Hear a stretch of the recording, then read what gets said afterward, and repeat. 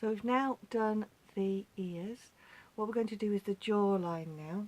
So you can see at this side it's more pronounced, and the back of his eyes and stuff like that. We're just going to do the last sculpting bits. I'll just move his horns a bit so that you can see.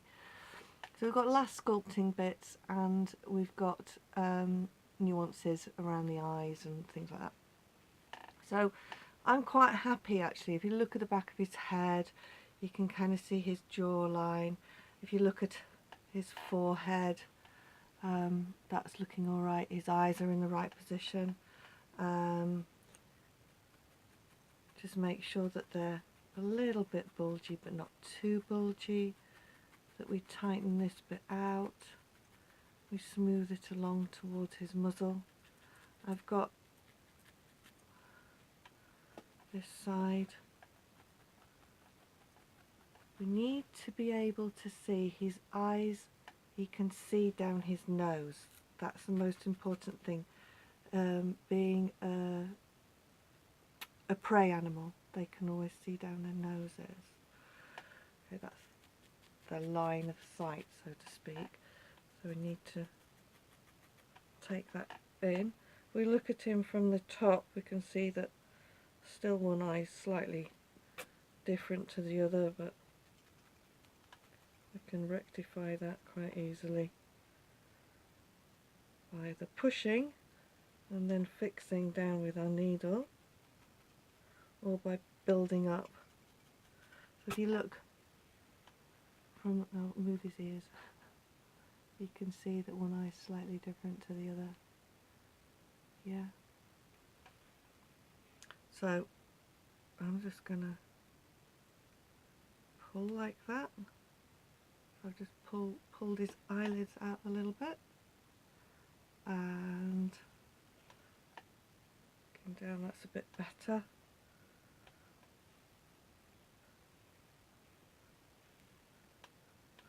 Right, so we've built up the back of his head there, but it's looking a bit of a mess, so I'm just going to fill it up with a little bit of fluff. Go just underneath his eye. Sorry, just the top of his eye, around the side of his jaw. There.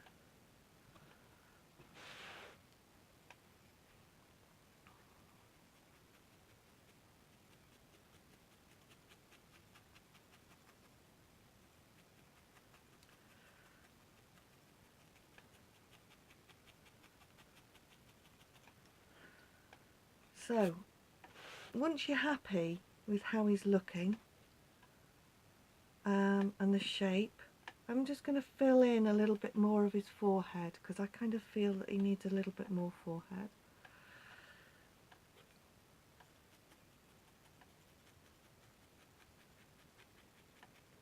Ow. Try not to stab your thumb.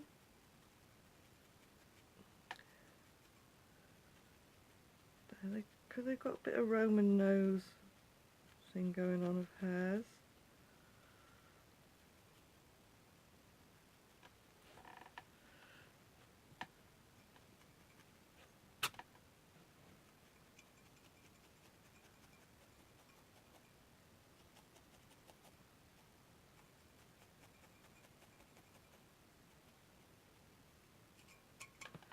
Right, push his horns out of the way.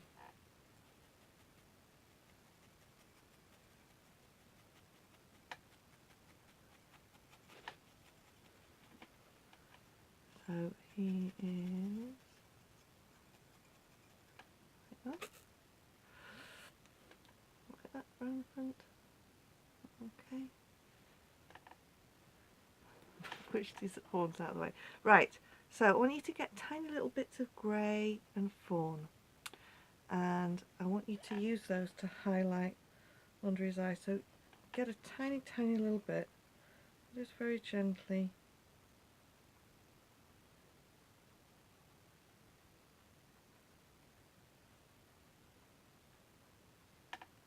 Just stab that around there.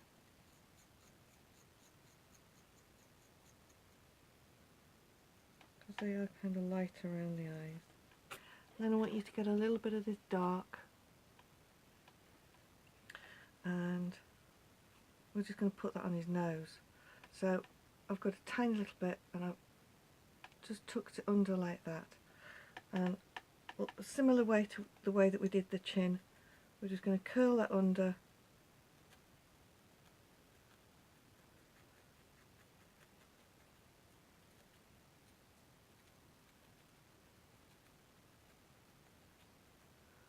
and we're just going to do that on his nose. But then, because we don't want him to have a very, very dark nose, we're just going to add another little bit of fluff over the top.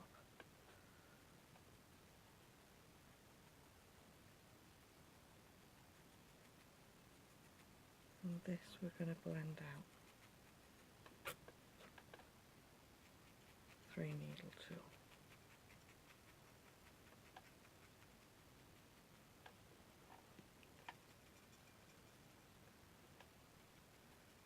Okay.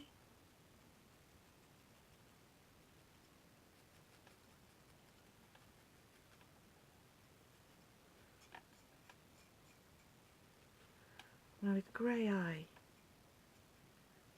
or his fawn eye, just very gently do that. But you can see that that's quite marked. Now if we add just the tiniest little bit of brown over the top of that, it'll blend it in. So it won't be quite so ferocious. And remember, you can cut your fibres as well. It's not a, you're not really supposed to, but you can.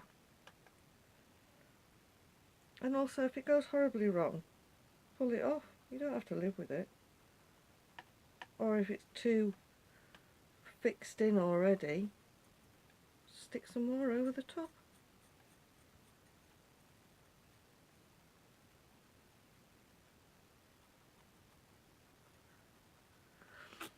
Then he needs a little bit of fawn or grey on his muzzle.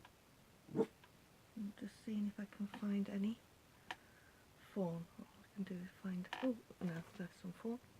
Okay, so we're going to have a little bit of fawn, and I'm going to curl that in a little bit. A bit too much to curl that in. And we're going to add that to his muzzle.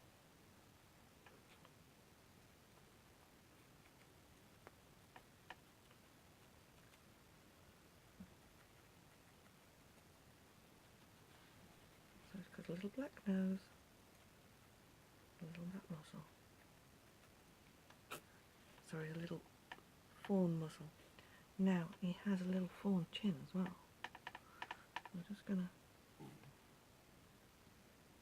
again, tiny little bit, add it to his chin.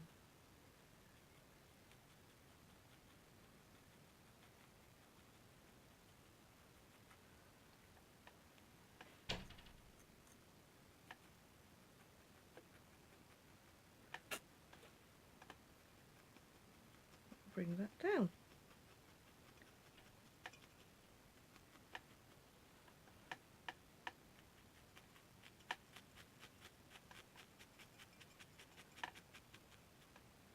So we've got little bits of colour on his muzzle and just under his eye.